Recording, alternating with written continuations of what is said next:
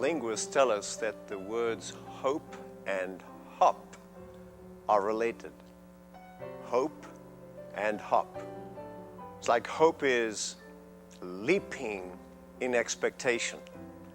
One of the key words to understand the word hope is anticipation, and another one is expectation. We anticipate something that we know is going to happen in the future, and we expect in optimism that that event is going to take place. So Jesus gives us the anticipation of an optimistic future that we know will take place. And we hop and leap in expectation towards that future, that optimistic future that Jesus gives. That is why the Bible so confidently tells us that we should always be ready to give an answer for the hope that is within us. Christians are people of hope, people who talk hope, people who give others the reason for their hope. It's like the story of a gentleman who was a favorite pianist and piano teacher at the university. They called him affectionately Herman. And there was one night when at that university they had a very special concert, a piano concert. They had a guest musician who came and played the piano, and while that guest was playing a very intricate, a very complicated piece of music on the piano, he suddenly fell ill and could not continue. And as he left the stage, there was a moment, a pause of what's next? What will happen? Will they close the concert? Will everyone be sent back? Well, at that moment, Herman, the piano teacher, rose from his seat, went onto the platform, took his seat behind the piano, and he played through that very same complicated, difficult piano piece. Well, the audience was ecstatic with what he was able to accomplish. And everybody wondered how he could do that. Well, at the refreshment party after that concert, somebody went up to Herman and said to him, "Tell us, how is it that you were able to just go onto that stage and go and play that difficult piece flawlessly as a master?" Oh, he said, there is a story behind that.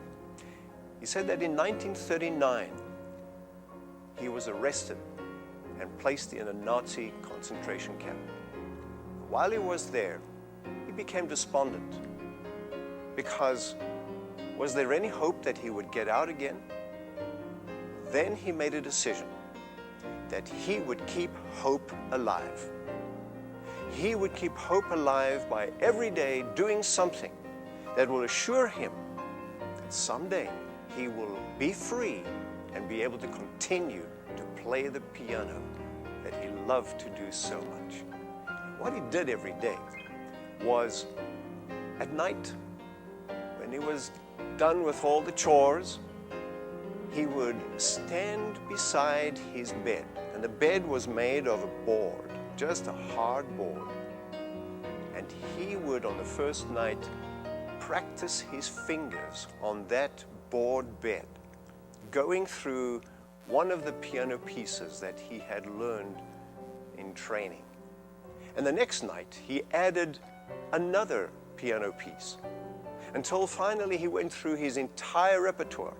And every day he would work at that, practicing his fingers, playing it on that board, giving exercise and giving hope as he would do that, knowing that one day he will indeed be free and play again. And so he says it's happened that at that night when that musician got ill, one of the pieces that he had been practicing there in the concentration camp was that very difficult piece. And he knew that one day he would play it in front of an audience. And that moment came. He kept hope alive with anticipation and expectation of an optimistic future. just like Jesus gave, and he told the story. Did you know that in the Bible there are 158 places where the word hope is used? 158. One of them is found in Romans 15 verse 13, which says, I pray that God, the source of hope, will fill you completely with joy and peace because you trust in him. Then you will overflow with confident hope by the power of the Holy Spirit. That's a verse worth writing down and reading often. Well, there's just one passage, and there then are over 150 other places that you could investigate to keep hope alive. What happens when we keep hope alive? We receive courage, we receive strength to deal with difficult situations. It is not a maybe. Hope is a definite.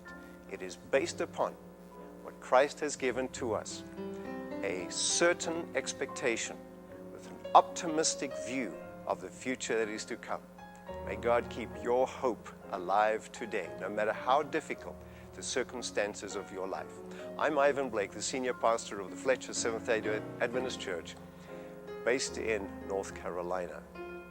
If you would like to know more about what our church believes and the programs that we have, please go to our website at www.fletchersda.org. Our church believes in lifting Jesus up and loving people in. Thank you for watching.